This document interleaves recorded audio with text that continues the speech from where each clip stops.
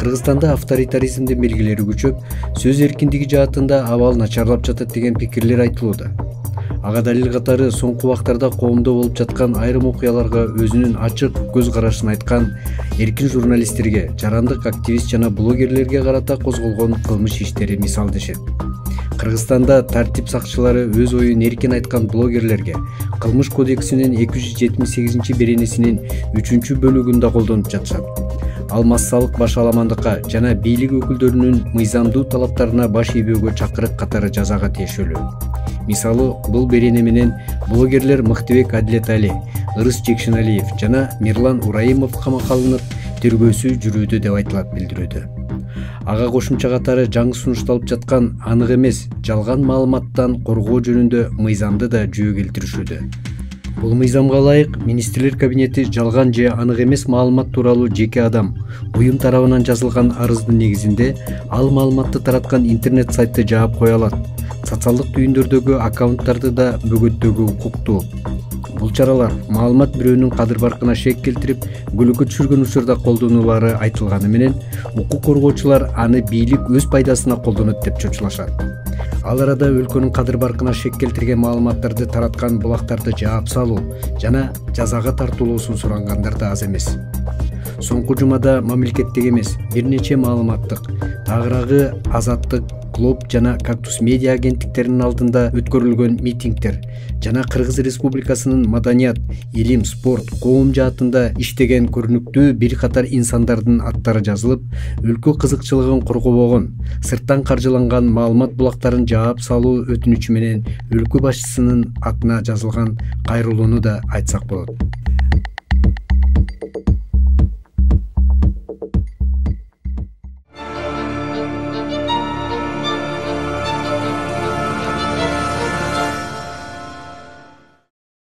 Саламатсыздарбы, урматтуу Кабар улуттук маалыматтык агенттигинин көрүүчүлөрү жана угуучулары, окурмандары. Сиздерге бир аз болсо да тааныш болуп калган статус автордук көрсөтүүсү эми ушул маалымат агенттиги болгон Кабардан чыкмак болду.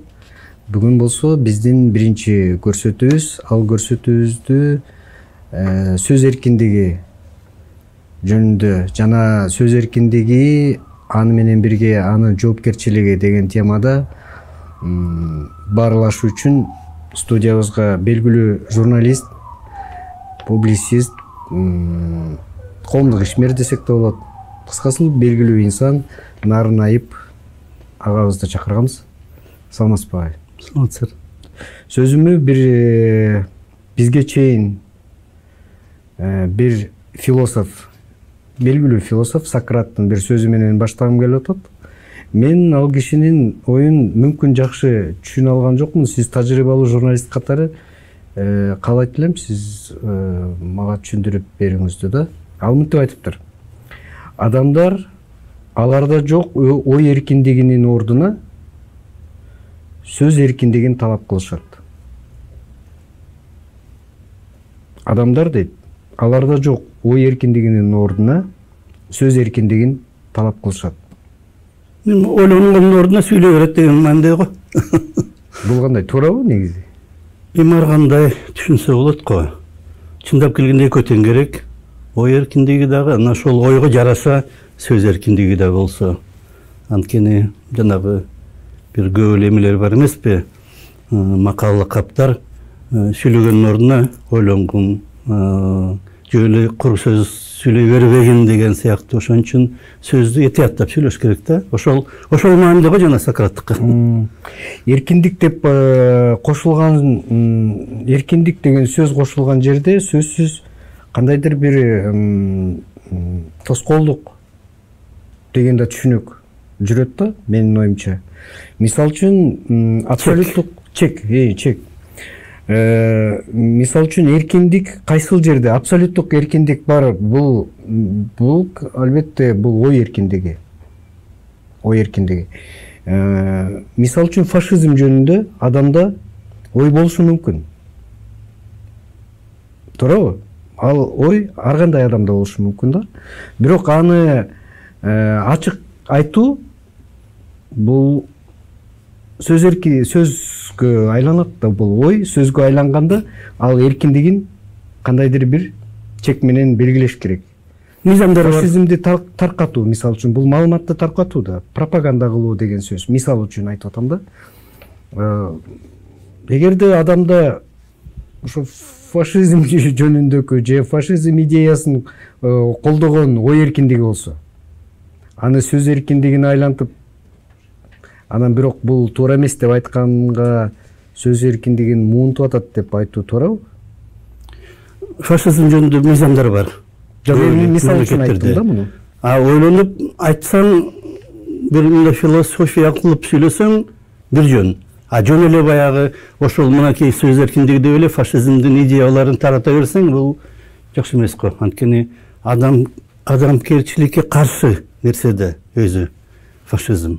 Ошондой эле мына бирөөлөрдү өлтүрүү же бирөөлөрдү зордуктоо дегенде ушинтиш керек, ушундай болсо деле эчтеме эмес дегенде албетте мындай жалпы адамдын этикасына каршы келет, адамгерчиликке каршы келет. Ошол сыяктуу.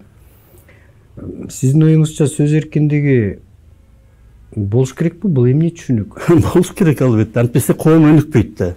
Эгерде сөз эркиндигин баарын жаап койсо, сүйлөбөгүлө деп, мисалы үчүн баланча маселе боюнча, түкүнчө маселе боюнча деп, коом өнүкпөй калат. Анткени бийлик билбей калат эмне болуп атканын коомдо.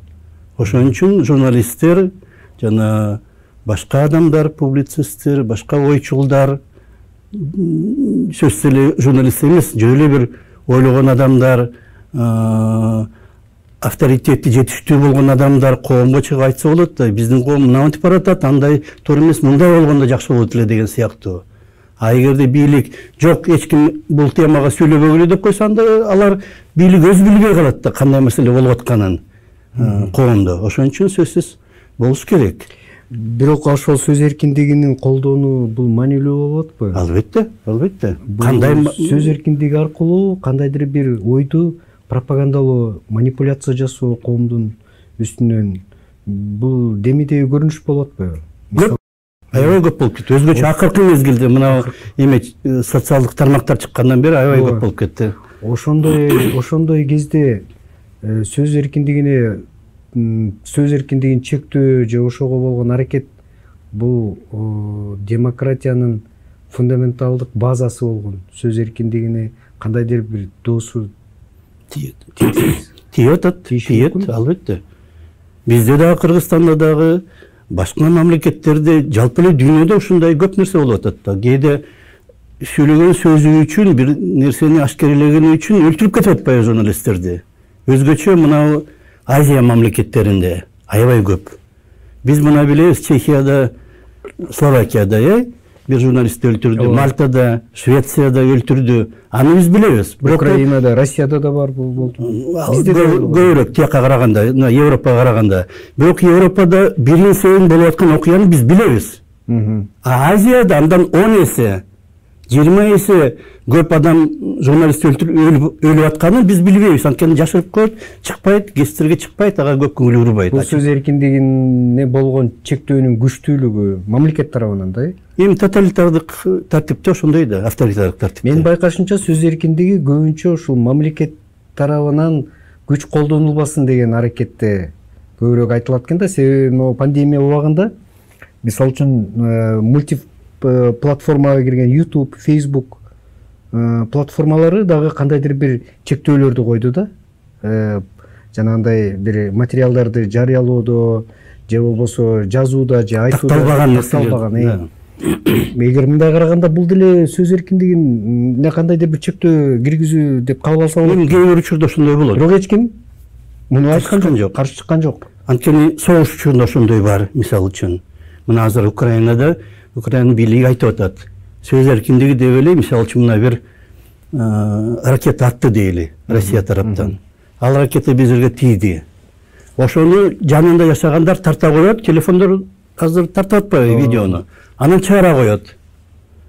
Алар кайрылып атат, чыгарбагылачы деп. Анткени тиги ракета аткандар аны көрүп, кайсы жер туура эмес болгонун биз мына так ошо мээлеген бутага тийбей жанына тийиптир, эми мындайраак атыш керек экен деп билип калып атат деп чектөө коюп атпайбы, тартпагыла, таратпагыла деп. Анткени согуш болуп атат. Согуш деген такыр өзгөчө башка эме да, башка шарт. Демек сөз эркиндиги бул абсолюттук эркиндик эмес. Албетте. Экинчи жагынан сөз эркиндиги деген саясий нерсе. Бул бийлик менен байланышкан нерсе. Менимче ошондой сөз эркиндиги. Көбүнчө журналисттер эмнени көрсө ошонун баарын жазыш керек. Анткени коом билиш керек эмне болуп атканын. Чектен чыгып кеткен ал журналисттердин маданияты гана. Мисалы үчүн бир ыплас нерселерди көрсөтүп, мынакей сөз эркиндиги деп эле, же болбосо бийликке каршы бир сын айтам деп эле, же эле чукулап эле бир нерселерди, болбогон нерселерди тигинтип кийинип алыптыр, минтип кийинип алыптыр деп, же минтип сүйлөй албайт, тигинтип сүйлөй албайт деп эле, же эле тийишкен нерселер бар да. Ошол нерселерди маданият менен чектеш керек. Журналист маданияттуу болуп, андай нерселерге барбай, коомго жараша, коомдун деңгээлине жараша жазып көрсөтүш керек. Берки чектеген нерсе ал жалаң гана бийлик менен байланышкан. Мен да ошентип ойлойм. Бийлик. Бирок эгерде журналисттин маданиятын кандайдыр бир чектөөгө же бир мыйзамга чакырууга аракет кылганда, ал киши адам укугуна такап, менин укуктарым бузулуп атат деп. Учунда ошондой байланышкан экөө, сөзсүз байланышкан. Адам укугу менен журналисттердин сөз эркиндиги. Ушул нерсе түшүнүксүз да. Эмнеси түшүнүктүү эле, жазган менен же маалымат тараткан менен байланышкан укук болсо ал сөз эркиндиги, андан башка укуктар чектелип атса, анда адам укугу. Бул жоопкерчилик десе де болот да, туурабы? Жоопкерчилик десе бул маанилүү. Абдан маанилүү, албетте. Ошо маданият менен байланышканда, маданиятың жогору болсо, жоопкерчиликтүү да болосуң да. Туура. Маданият жок болсо анда башаламан эмне болсо, мисалы үчүн өлүктөрдү көрсөтпөш керек дейт, мисалы үчүн видеого тартканда, аларды жана блюр кылып же болбосо жана мозаика кылып көрсөтпөй коет. Адамдын мындай катуу тийбесин деп көрүп аткан адамдарга. Ошондой эле жанагы жазып атканда, эгерде видеосу жок эле жазып аткан болсо да, аны тим эле сүрөттөп, мынтип өлүптүр, тигинтип өлүптүр деген сыяктуу деталлаштыруунун кереги жок. Кереги жок да, ошондойлорду кичине сакташ керек да, баягы сезимди. Же болбосо динге тийишкендер болот, кээде жанагы фашизм сыяктуу.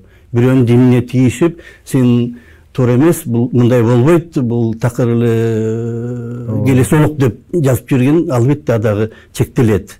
Мындай адамдын укугу башка адамдын же уюмдун укугу башталган жерде токтойт. Туура. Деген сөз бар эмеспи? Кесипкөй журналисттер менимче бул кайсыл темалар, кайсыл нерселер бул коомго, жалпы коомго чыкпаш керек экени, мүмкүн эмес экенин менимче туюмумда билишет, определенный критерийлер. Тажрыйба болуш керек.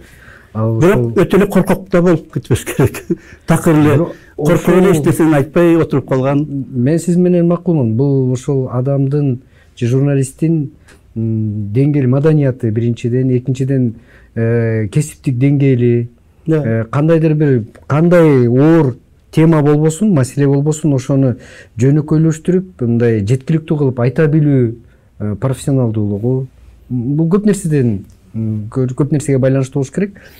Биз азыр жаңы жуманын башында отурган үчүн эми өткөнкү жуманы өткөн жума деп айтабыз. Өткөн жумада болсо бизде бир топ кызыктуу бир окуялар болду да, айрыкча ушул сөз эркиндигине байланыштуу. Сиздер болду. Сиз аябай билет болушуңуз керек, жакшы журналистсиз. Бизде бир топ мындай мамлекеттик эмес болгон маалымат булактары деп айтабызбы, агенттиктери же редакциялар десек да болот. Ошолорго каршы, ошолорду жабуу иретинде митингдер болду, жабууну суранган. Азаттык клуб, анан Кактус үчөөнө каршы.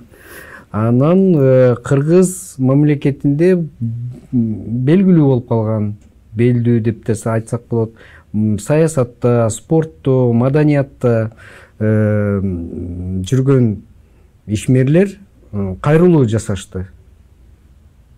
Азаттык, Клуб Медиа, Кактус жабыш керек деп. Себеби булар кыргыз мамлекетинин кызыкчылыгы үчүн иштебеген, туура эмес маалыматтар таркаткан агентстволор деп. Бул деген сөз эркиндиги Кыргызстанда кандай абалда деп түшүнсөк болот? Эми жакшы эмес, тигин жаап коюш керек, муну жаап коюш керек деген албетте жакшы эмес. Анткени алар деле өз милдетин аткарып атат, маалымат таратып атат, башкалар таратпаган нерсени таратып атат. Мисалы үчүн Азаттыктын өзүнүн миссиясында жазылган. 53-жылы түзүлгөн да Азаттык Мюнхенде, Германияда. Анда мынтип жазылган: мунун милдети Азаттыктын СССРдин аймагында жетишпей жаткан маалыматты элге жеткирүү деп. Айтылбай жаткан маалымат эмеспи? Айтылбай жаткан, чектелип жаткан. Анткени ал кезде авторитаризм болчу да Советтер Союзунда. Өкмөткө гана жаккан маалыматты таратчу, өкмөт жактырбаган нерсени цензура болгондо, кадимкидей эле катуу цензура болгон. Ошол цензурага каршы. Антпесе керек эмне Америка Кошмо Штаттарынын налог төлөгөн, салык төлөгөн адамдарынан акчаны, ошол акчага чыгып атат Азаттык.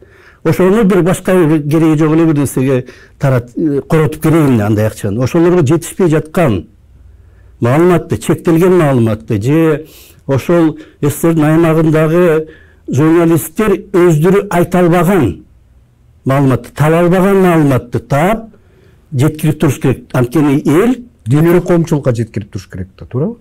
Дүйнөлүк эмес, ошол же жергиликтүү элге. Анткени ал кезде мындай деп түзүлгөн да: орус кызматы бар, украин кызматы бар. Ал кезде Эстония, Латвия, Литва кошулганда, Кавказ мамлекеттеринин, Украина айттым мен да, Молдова, Борбор Азия, андан тышкары Орусиянын ичинде татар жана башкир тилинде да болгон. Алар ушундай ар башка тилде да. Аны дүйнөлүктүгү Африкадагылар укпайт да, мисалы үчүн башкирча же кыргызча бир нерсе берсең. Ал ошо кыргыздар жашаган жерге жиберчү кызматтар. Украинанын кызматы Украинага жиберчү. Ошол Украина эли муктаж болуп аткан, бирок өздөрү аны таба албаган, жете албаган маалыматты ошолорго берип туруш керек деп. Акыркы мезгилде анын баары өзгөрүп кетти. Кадимки эле биздин Кыргызстандагы маалымат каражаттар сыяктуу болуп калбадыбы? Алар Азаттык жөнүндө айтып атасыз. Ошо. Алар деле айтып атат, кошуна эмелер, агенттиктер, гезиттер, булар деле ошону айтып атат. Андай болгондо анда сапатын жакшы кылыш керек да. Тигилердикинен өйдө аябай сапат болуп. Эми сапат албетте бар. Жаманбы жакшы сапаты бар, бирок салыштырмалуу. Бирок жанагыдай айырмасы азайып кетти. Тигил эл таба албаган, башка журналисттер жете албаган, айта албаган же мүмкүн коркуп айта албаган нерсени айтып туруш керек. Ошол миссиясы да. Азыр кээде уксаң чөй эле шаңкылдап күлүп эле бир болбогон нерсени сүйлөй беришет, жанагы кээ бир программалар бар. Же базардагы бааларды айтат, аны баарын айтып атат, анын баарын. Же болбосо саясий нерселерге кошулуп кетти. Мына акыркы кээ бир иликтөө деген сыяктуу нерселерди анан кийин аны оңдоп кетишти, кийин бир жарым жылдан кийин. Бирок башында кадимки эле саясий оюнга кирип кеткен болуп калып атат да. Андай нерселерди чындап эле айтып, текшерип, алардын үстүндө отурган жетекчилер, редакторлор оңдош керек. Эми оңдоп атышат, кээ бир чечимдер кабыл алынып атат, ошон үчүн эми оңдойт деп айтса болот. Анын үстүнө жердешчилик болуп кетти Азаттыкта. Аны айтсаң, аны дагы эметишет. Сен эмне андай маселеге киришесиң, сенин ишиң эмне, сен эмне трайбалистсиңби деп жазап аткан адамды эмес, ошол маселени айткан адамды күнөөлөгөндөр болуп калып атпайбы? Мисалы үчүн мына бир кезде мындан 1 жыл, 2 жыл мурда, бирок көпкө уланган булага чейин бир нече жыл. Башында Венера Жуматаева деген отурган директор Прагада, Көлдүк. Анын орун басары ошол Прагада отурган Көлдүк. Бишкектеги бюронун директору Көлдүк.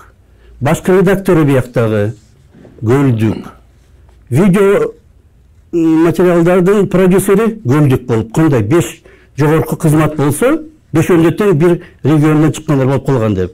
Аны айтса, бул кандай, бул эмне десе, ошол айткандарды күнөөлөп атпайбы, силер эмне козгойсуңар, трайбализмди козгойсуңар деп. Жок, булга жооп беришти го. Эгерде Көлдөн акылдуу, көп билимдүү журналисттер чыгып атса, эмне кыла алат деп. ошондойлорду эметиш керек да, оңдош керек да. Кыйын канчалык акылдуу болсо деле башка региондорду деле андан андай бөлүштүргөн болбойт. Эми баягы тамаша кылып айтып атасыңар да. Жанагы неме, мен тамаша иретинде айтып атам, бирок бул ушундуп айтылган, ушундай ойду мен бир жерден. Ал жана Бакиевдин сыяктуу эмне кылайын, мен уулдарым акылдуу болсо эмне кылайын деп. Эмелерим. Мындай караганда чындыгында бул мындай талашсыз факт да. Эгерде чын эле акылдуу болуп турса, ал көлдөн же болбосо фамилиясы окшош же аты окшош же бир тууган болуп калуу үчүн күнөөлүү эмес да, ал кишинин да укугу бар. Дагы бир маселе кечип мен айта кетейин, жанагы биринчиден трибализм, жанагы жердешчилик, экинчиден булар эң жакшы деген журналисттерден кутулуп атпадыбы, бошотуп жумуштан кетирип. Демек аны жөн кетире албайт. Анткени контракт кол коюлган, мындай кылып атпайбы? Бишкекте эң жакшы журналистин алар бир жылга Прагага келгин стажировкага дейт. Албетте макул болот. Бир жыл барып, ошол жакта иштеп, ошол жактан тажрыйба топтогон жакшы да. А бияктагы Бишкектеги бюродогу контрактыңды токтоткун дейт. Ал макул деп бошоп алат бияктан, Бишкектен. Прагага барат, бир жыл иштейт. Бир жыл бүткөнү эми бүттү, бир жылга чакырганбыз, бүттү дейт, ал чыгат көчөдө калат. Бияка келсе, анын ордуна уже башка адамды алып койгон. Канча каражат коюп атат. Туура. Канча инвестиция болуп атат адамга. Тажрыйбасы жоголуп атат. Андан өйдөккө кызматка пайдаланыш керек да. Ушундай бир адам эмес. Бир нече адамды ушундай кылып бошотуп атышпайбы? Туура. Сиз экөөбүздүн маегибизди эгер угуп калса, ойлоп калышы мүмкүн, бизге атайын атайлап бизге мындай бир организацион десе болот, редакторлук кемчиликтер. А жалпы максаты такыр башка, аны эптеп аткарып атышат. Менимче мен сиздин сөзүңүзгө ишенем, себеби сиз ошол жерде иштегенсиз. Мен сизди ушул сөз эркиндиги боюнча маек кылууга дагы жөн жерден чакырган жокмун, себеби сиз Азаттыкта иштегенсиз. Ага чейин ушул башка редактор болгонмун. Башка редактор, жооптуу редактор. Анан ага чейин болсо мамлекеттин жанагы ошол эркин редакциялардын айтымында, көз карашында таптакыр цензурага малынып калган, эркин көз карашы жок, бийликтин гана сөзүн сүйлөгөн деген кабар агенттигинде дагы сиз директор болуп иштегенсиз да. Бул абдан мындай чоң контраст да. Мен азан ошол сизден бул кишинин ою кандай болду экен сөз эркиндигине, анын үстүнө азыр мына ушул убакта да сиз иштеп жүргөн журналистсиз. Көп маектерде, көп саясатчылар менен, көп жана ишмерлер менен Кыргызстанда кандай өңүттө болосуң? Бизнес, экономика, илим, билим бардык тарапта сүйлөшүп жүргөн кишисиз. Ошон үчүн менимче сиз менен кызыктуу болот деп чакырдым да. Эми биз бир аз жогорураак бололук. Азаттык бул демек ошол кайрылууда айтылып аткан Азаттык өзүнүн вазифасын аткара албай калды. Тиешеси жок. Ал такыр таптаза саясий нерсе деп ойлойм мен. Рупор сыяктуу болуп калды дегени демек жүйөлүү турбайбы? Анчалык эмес. Алар жүйөлүү мындай деп атат алар. Жана кайрылууда бир топ белгилүү адамдар кол коюптур, бирок мен ишенбейм ошолор кол койду деп. Жүйөлүү кээ бирлерин балким жүйөлүү кошуп койду. Алар жүйөлүү булар Кыргызстандын кызыкчылыгын көздөбөй, башка мамлекеттикин көздөп атат. Анткени акчаны башка жактан алат деп. Андай бар. Бирок кээ бир саясатчылардын оюн таркатууга рупор болуп берип атат деген жери бар. Мүмкүн мен жакшы балким көрбөй калганмын, анысы да бар. Андайлар чейли бар. Экинчи жагынан жанагыдай нерсени Кыргызстандын кызыкчылыгын сөзсүз эле Кыргызстандын мамлекетинен же мамлекет өкмөттөн акча алып гана коргогон болбойт да. Башка жактан деле акча алып коргосоң болот. Биякта жашап, бияктын өкмөттүн акырынан жем жегенден көрө башка жактан акча таап ошол эркин ойду айтсаң, балким кыргыз коому үчүн, Кыргызстан үчүн жалпы алдарынча көп пайда болот. Аны түшүнүш керек да. Аны жөн ошентип эле орой эле бөлүп салып, башка жактан акча алган үчүн булар биздин Кыргызстандын кызыкчылыгын коргой албайт деп айтыш туура эмес. Туура эмес, Бул жана шамал болбосо чөптөн башы кыймылдабайт деп бекер айтылбаса керек. Бул эми ошол жана бизде жакында болгон тажик-кыргыз конфликтинде ошолордун ээлеген позициясы дайыма эле эмес. Кээ бир мүчүлүштүктөрүнүн жыйынтыгы болуш керек да. Чындыгында эле ошондой болду. Мисалы үчүн клуб Кактустагы, Азаттыктагы өздөрүнүн мындай текшерилбеген же бир жоопкерчиликсиз кандайдыр бир материалдары анчалык деле катуу эмес. Ал жолу экинчи тарапты да көрсөтөлү деген максатта. Мисалы үчүн агрессор катары Кыргызстанды көрсөтүүгө кандайдыр бир ошол жерде редакциялык ката. Эме десе болмок. Мындай болуп атат, тажик тарап муну мынтип көрсөтүп атат, чындыгында тигиндей деген сыяктуу бир нерселерди редакциялап койсо болмок. Дагы бир ой, Нарымбайке. Мисалы үчүн, эгерде сөз эркиндиги болсо, сөзсүз коомчулукта бизде улуттук телеканал болгон КТР, ЛТР, мүмкүн ошонун ичинде Кабар да бардыр. Биз азыр мына сөз кылып аткан, эфиринен чыгып аткан. Бул нукура бийликтин камчысын чапкан, эл менен такыр байланышы жок, ушундай бир маалыматты таркатуучу булак деп кабыл алышат да. Ошондой, чындыгында ошондойбу? Ошондой болуп баратат. Анткени бул жерде абдан чоң маселе сөз эркиндиги боюнча. Мисалы үчүн BBC деле мамлекеттик корпорация. British Broadcasting Company, Corporation ушундай, BBC, мамлекеттик корпорация. Бирок алар бийликтин айтканын эле аткара бербейт, эркин. Ошондой уставы эмес, башкача айтылат алардыкы. Редакциялык саясат ошондой уюшулган. Башка орчундуу маалымат каражаттары да ошондой. Мамлекеттик болсо да, мисалы үчүн Чехияда, мен Чехияда көп жашадым да. Аларда эле жана ЧТК-1, ЧТК-2 деген эки компания бар. Аябай эркин айтат, баарын так айтат, кандай болгонун. Анткени бийликке баш ийбейт. Бийлик акча гана берет. Иштесин деп. Бирок алар чындык айтып атканы бийликтин өзү үчүн пайдалуу да. Чындыкты угуп туруш. Ошон үчүн алардын редакциялык саясатына кийлигишпейт. Атайын байкоочу кеңеш түзүлгөн. Аяка абдан абройлуу, абдан авторитеттүү адамдар кирет.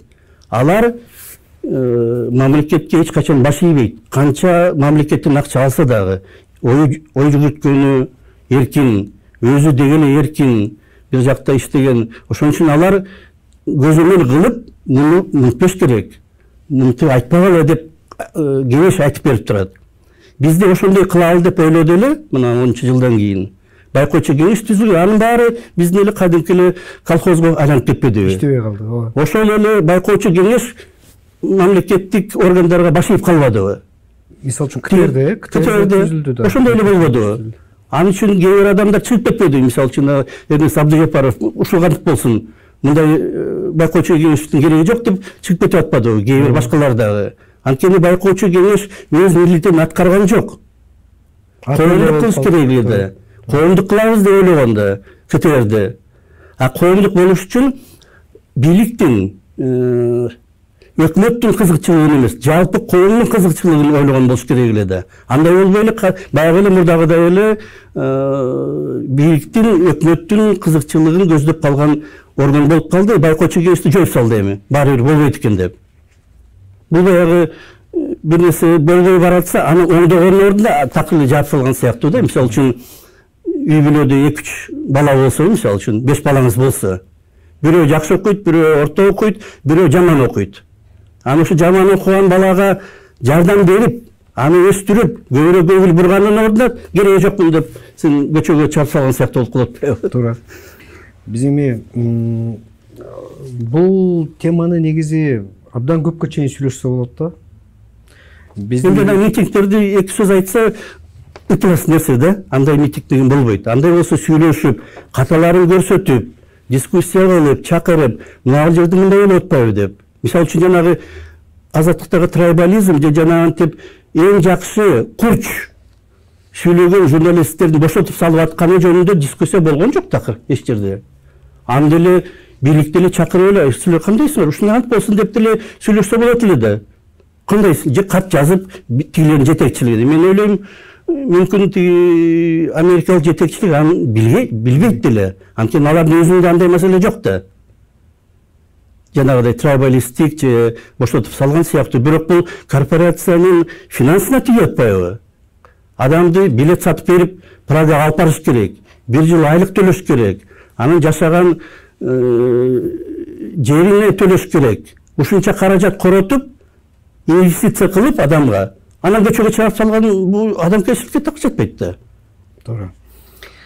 Менимче бул сөз эркиндигин колдонуп, кандайдыр бир маалыматтык манипуляция аркылуу саясий кандайдыр бир нерсени көздөө, бул бир эле Кыргызстанда эмес, дүйнө жүзүндө булардан чоң практикага айланып кетти окшойт. Бул эми мезгилдин проблемасы, көйгөйү деп койсок болот экен да. Ошол эле демократияны дүйнөгө таркатабыз, биз булагыбыз деген Америкада да эгерде мындай жакшылап караганда маалыматтык саясат дайым эле ачык, демократиялуу, ар тараптуу боло бербесин биз. Үчүгүчтөр болот, бирок мынчалык эмес да, деңгээл такыр башка. Ошол Европаны алып кирсең, анан алардын бир 100%дын ичинен бир 2% жаман болуп атса, ошону эле чукуп эле, мына жаман дей берген болбойт. Биздики 60% турмуш болуп калып атпайбы? Эки эмес. Биздики анан биздин 60%ды көргөнлүк тилерди 1%, 2%ын көрүп алып ошону чукуп берген. Биз анын үстүнө бир аз улуттук колоритти кошуп коюп атпайбызбы? Адагы бар. Өзүбүздүн менталитетибизди кошкондо таптакыр эле бир башка. Мисалы үчүн мен бир мисал келтирейин. Же эки мисал балким келтирейин. Убактыбыз барбы? Бар. Обама президент болуп турганда Fox News деген алардын чоң телеканалы бар. Аябай сындайт. Бийликти тим эле, аябай. Кээде тим эле аша чаап кетет. Анан бардык маалымат каражаттарын интүү беребиз деп сүйлөшкөн экен. Берип атат, бүгүн бири 2 телеканалга барыптыр Обама, эртең дагы 2 каналга, бүрсүгүн дагы бир 2-3 каналга барам деп пландап койгон экен, Fox'ко барбайм деп коюптур. Анткени алар чындап эле жанагыдай бир реакционный деп койсо болот да.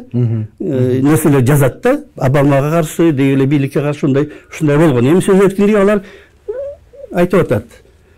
Барбайм деп койсо Обама, ошол эртең Fox мисалы үчүн эртеңкиге белгиленген экен, мен точно эсимде жок кандай экен, эртең бүрсүгүнү бармак экен, анан алар менен кошо Fox News менен кошо дагы бир башка 2-3 каналга бармак экен. Тиги 2-3 канал айтыптыр. Fox'ко барбаса бизге да келбей эле койсун деп. Президентти айтып атат, Обаманы айтып атат. Айласыздан анан Fox'ко да барыптыр, тигилерге да барыш үчүн Fox News'ка дагы барган да. Ушундай болуш керек да, маалымат каражаттары деген журналисттер. Бул жакшы мисал. Аябай жакшы мисал. Мен сиздин оюңузду түшүндүм. Бул сөз эркиндигин дагы, ага болгон жоопкерчиликти да сактоо үчүн сырттан кандайдыр бир сын пикир коомчулук тараптан, жөнөкөй эл тараптан же бийлик тараптан сын пикир айтылбайт. Мындай жасалып аткан иш ушул маалыматты таркатуу жана топтоо айдыңында да.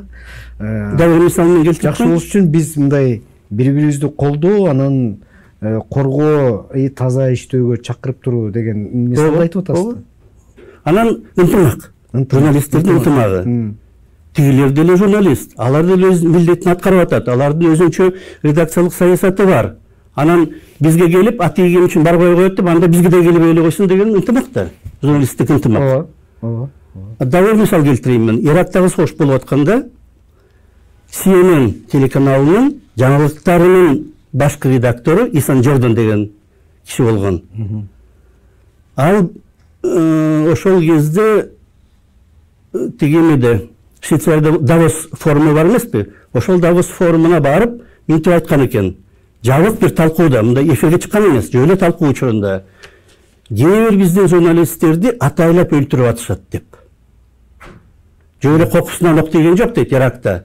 Атайлап кээде ушундай учурлар бар деп койсо, бутага алып туруп, бутага алып, да, атайлап, анткени жакпайт. Жазып атканы же, айтып атканы же, жасаган репортажы. Дароо CNN-ге чабуул жасалган.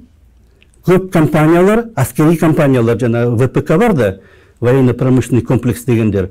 Силерге эме бербей коебуз деп, реклама бербей коебуз деп. Алар аябай чоң эмеге учашы мүмкүн болчу, чоң маселелерге, финансылык маселелерге. Анан акырын сүйлөшүп, Исан Джорданды жумуштан алып коюшкан. Башка редакторду. Ал башка жака иштеп кеткен анан кийин. Түшүнүктүү. Мындайлар да болот. Ооба, мындайлар да болот. Негизи сөз эркиндигин менен бирге жоопкерчиликтин болуу керектигин түшүндүрүү максатында ушул маекти мен чынын айтайын, ар бир иштин өзүнүн түпкү максаты бар да деп ойлогом. Бирок бул ой күндөн күнгө жана блогерлер көбөйгөн сайын, жана соц тармактары өнүгүп, ар бир адамдын ага мүмкүнчүлүгү, колдонуу мүмкүнчүлүгү арткан сайын бул абдан татаалдашып баратат. Менимче жана сиз өзүңүздүн оюңуздун арасында айткан, бул ар бир адамдын, журналист болсун, саясатчы болсун же болбосо жөнөкөй жаранбы, бул маданият, ички маданияты аркылуу гана кандайдыр бир чектөөлөргө салып турулушу керектигин же маанилүү экендигин айтып атасыз. Мен буга толук кошулам. Ал эми башка нерсе менен чектөө бул сөз эркиндигин болбойт же болбосо адам укугун чектөө менен күч менен болбойт чектөө. Түшүндүрүш керек. Мына жерде катаңар кетти деп, же болбосо бир документтерди көрсөтүп, жана блогерлер жөө эле эметип атпайбы, куугунтук атпайбы, алар билими деле жок, жана журналист сыяктуу 4 жыл 5 жыл окуган эмес, тажрыйбасы деле жок. Жөө эле үйүндө отуруп эле бир нерсени алып кээде жазып жиберет. Коом ага реакция кылып атпайбы? Коомубуз неге эле ошондой да? Ой, бул ким? Бизге акыл үйрөткөндөй деп койгондун ордуна кайра ой мындай турбайбы деп, мисалы үчүн. Же абдан татаал маселе. Ошон үчүн алар менен жакшылап иш жүргүзүш керек, түшүндүрүш керек. Мына сен мынантип айттың, мынаны жазадың. Бул туура эмес болчу. Анткени мынакей деп документтерин көрсөтсүн, мисалы үчүн. Жашыруун болсо кол койдурасың, муну таратпайм деген, мисалы үчүн бир секретный нерселер болот да. Анан карабайсыңбы, сен кичине жаш жигитсиң, керек эмес ага мындай козутуп элди деп да. А бирок чындык болсо, ошонун айтканы чын болсо, ошон үчүн куугунтуктап атсам, ал кадимки эле 100% эме да, сөз эркиндигин чектөө болуп атпайбы? Эми биз маегибизди жыйынтыктайлык. Эгерде өлкөдө сөз эркиндиги, анан ошол сөз эркиндигине каршы кандайдыр бир митингдер болуп атса, бул маселе бүгүн эртең бүтүп же токтоп же жабылып калчу маселе эмес. Демек биз алдыда сөз эркиндиги боюнча сүйлөшчү дагы көп мүмкүнчүлүктөр болот деп ойлойм. Сиздин убакытты алып келгениңизге чоң рахмат. Рахмат силерге.